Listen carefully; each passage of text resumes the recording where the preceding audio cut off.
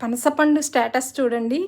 ఇంతకుముందు వీడియోలో ఇంకా చిన్నగా ఉన్నప్పుడు ఇవి అన్నీ నిలిచి బాగా పెరిగి పెద్దయినప్పుడు స్టేటస్ పెడతానని చెప్పానండి. అందుకే ఇప్పుడు మళ్ళీ మీకు చూపిస్తున్నాను. పోయిన సంవత్సరం ఒక్క కాయే వచ్చిందండి. ఈ సంవత్సరం పిందెలైతే చాలా వచ్చాయి. ఈ సంవత్సరం పిందెలైతే చాలా వచ్చాయండి. అందులో ఎన్ని నిలుస్తాయో అని అనుకున్నాము. ఇప్పుడు చెట్టుకి వేలాడుతూ కనిపించే కాయలన్నీ నిలిచాయండి. ఇంకా పైన కూడా ఉన్నాయి చూడండి. పనసలో చాలా రకాలు ఉంటాయంటండి. ఇదైతే పండు రకం అన్నమాట. ఈ పండు ఇంకా చిన్నదిగా ఉన్నప్పుడు కూరకి పనస పొట్టులాగా కొట్టించుకుందామని ఒక కాయ కోసి పట్టుకెళ్దామని అనుకున్నాము. కానీ ఇక్కడ వారు చెప్పారండి, ఇది కూర పనస కాదంట, ఇది పండు పనస అంట. పండు పనస కూరకు బాగోదంటండి, నాకు ఇప్పుడే తెలిసింది. కూర పనసనే పొట్టు కొట్టించుకొని కూరల్లోనూ ముక్కలుగా కట్ చేయించుకొని బిర్యానీల్లోనూ ఇంకా కూరలుగాను వండుకుంటారంటండి. పనస మల్బారీ కుటుంబానికి చెందినది. ప్రపంచంలోనే అతి పెద్ద పండుని ఇచ్చే చెట్టు ఇదేనండి. పనస పండులో vitamins, minerals, fibre, antioxidants పుష్కలంగా ఉంటాయి. ఇంకా దీనివల్ల అనేక ప్రయోజనాలు ఉన్నాయండి.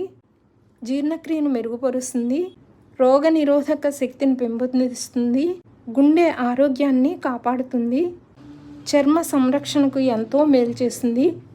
ఇంత ఔషధ గుణాలు ఉన్నాయని ఎక్కువగా తినకూడదండి, మితంగా తినాలి. మన ఆంధ్రాలో పనస ఆకుల్లో ఇడ్లీ వండుకుంటామండి. వినాయక చవితి పూజలో ఈ పనస ఆకుల్లో వండిన ఇడ్లీలను వినాయకునికి ప్రసాదంగా కూడా నివేదిస్తాము. ఇంకా పనస చెట్టు చెక్క వలన అనేక ఉపయోగాలు ఉన్నాయండి. పనస చెక్క తెల్లగా ఉండి చాలా గట్టిగా ఉంటుందండి. ఇంటికి తలుపులు ఇంకా ఇతర ఫర్నిచర్ కూడా తయారు చేయించుకోవడానికి ఇష్టపడతారండి. నా ఆంధ్రాలో బొబ్బిల్లో పనస చెట్టు చెక్కతోటి వీణ తయారు చేయడంలో చాలా ప్రాముఖ్యత ఉందండి. మనం షోకేసుల్లో పెట్టుకున్న వీణలను కూడా బొబ్బిలిలో ఈ పనస చెక్కతో తయారు చేసి విక్రయిస్తారండి. అవి షోకేస్లో పెట్టుకోవడానికి కూడా చాలా బాగుంటాయి. ఈ విధంగా అనేక ప్రయోజనాలు ఉన్నాయండి పనస చెట్టు వలన. చూస్తూనే ఈ చెట్టు ఇంత పెరిగి ఇన్ని కాయలు రావడం చాలా ఆనందంగా ఉందండి. ఇప్పటి వరకు పడిన కష్టం కూడా మర్చిపోయినట్లు అయిపోయింది. అప్పుడే చెట్టు ఇంత పెరిగి ఇన్ని కాయలు వచ్చాయా అని అనిపిస్తుంది అన్నమాట. ఆర్గానిక్ ఎరువులే ఇస్తామండి, డ్రిప్ ఇరిగేషన్ ఇస్తాము.